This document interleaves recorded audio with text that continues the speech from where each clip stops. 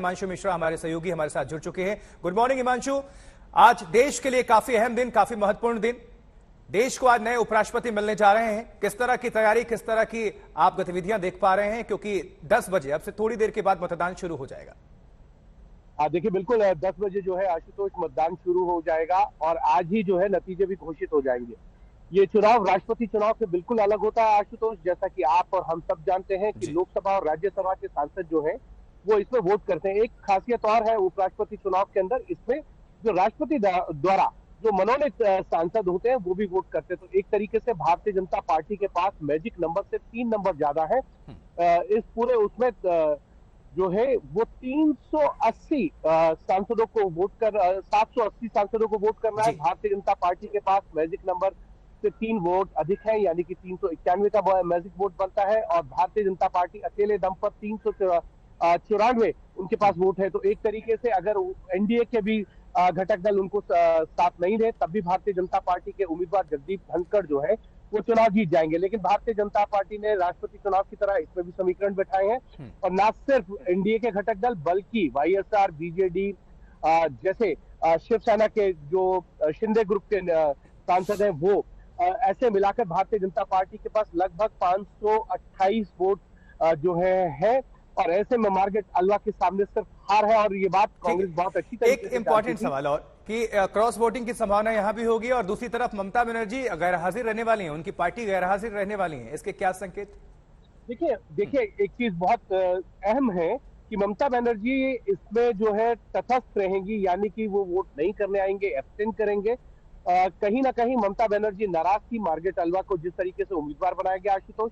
लेकिन उससे भी पहले आप देखिए कि जब द्रौपदी मुर्मू का नाम सामने आया था तब ममता बनर्जी ने यशवंत सिन्हा से आगे अपनी नाराजगी को जताते हुए कहा द्रौपदी मुर्मू का अगर नाम भारतीय जनता पार्टी घोषित करने वाली थी उनको पहले बता देते तो वो भी द्रौपदी मुर्मू का समर्थक।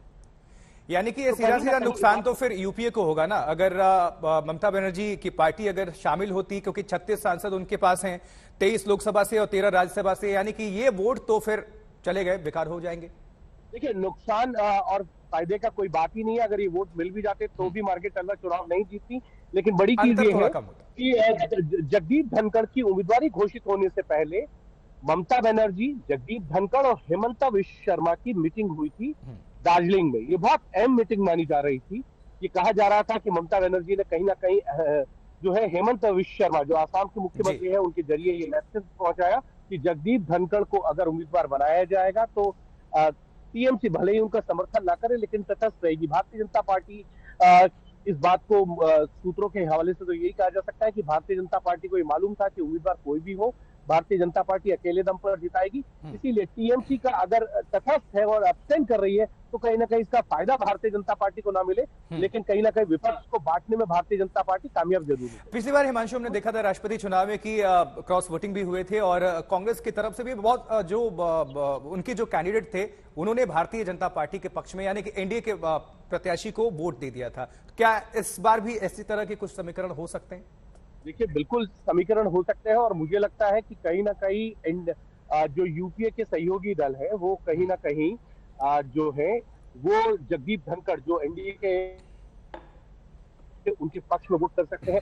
पिछली बार डीएमके के 3 सांसदों ने जो है वो द्रौपदी मुर्मू को वोट किया था। और सबसे बड़ी बात यह है आशुतोष कि जो सांसद आम जनता के वोटों पर जीत के आते हैं, यानी कि जो 20 लाख 18 लाख लोगों का रिप्रेजेंटेशन करते हैं, उनमें से 15 सांसदों के जो वोट हैं वो पिछली बार निरस्त कर दिए गए थे, रद्द कर दिए गए थे कि वो वोट ठीक से नहीं डाल पाए थे। इसलिए भारतीय जनता पार्टी ने कल भी एक जो है ये कहे कि पूरी तरीके से क्लास दी अपने सांसदों को कि देखिए वोट ऐसे किया जाता है। तो कहीं ना कहीं एक बड़ा सवाल ये है कि इस बार कहीं सांसद जो है तो फिर से उसी तरीके की दुविधा में नजर आए, उनके वोट। चलिए आप नजर बनाकर रखें। बहरहाल आपका बहुत बहुत शुक्रिया इस पूरी खबर पर दर्शकों को अपडेट पहुंचाने के लिए।